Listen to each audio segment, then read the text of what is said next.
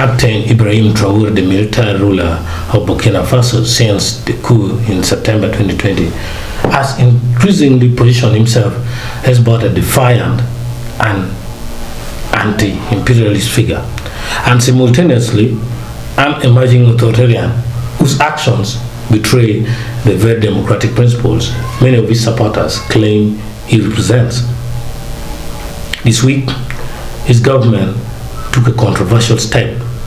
by dissolving the country's Independent National Electoral Commission, that is CENI,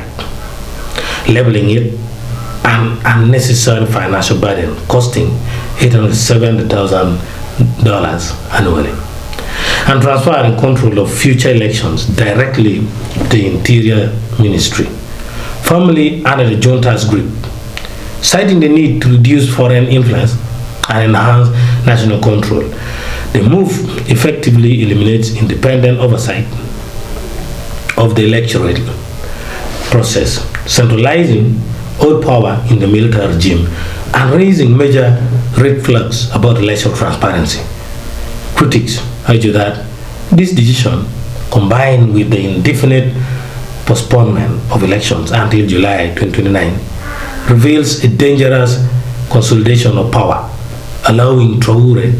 to remain in control unchallenged for years, while many across Africa continue to hail him as a Pan-African hero resisting Western domination. A closer look to reveals a leader who has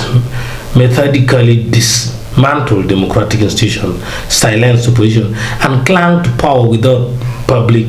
mandate. Despite this revolutionary rhetoric, Traore's government increasingly mirrors the playbook of military strongmen seen in Mali, Guinea, and elsewhere, promising security and sovereignty while undermining civil liberties and the rule of law. The admiration he receives online and across Pan-African youth circles often ignores the growing authoritarianism under his regime,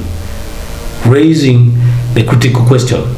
does resisting foreign influence justify harassing democratic processes or domestic democracy?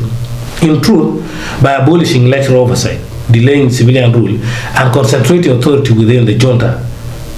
Captain Traore has begun to walk the well-trodden path of dictatorship, one paved not just by guns and uniforms, but by the slow, deliberate erosion of democratic checks, public accountability, and political pluralism. Thank you.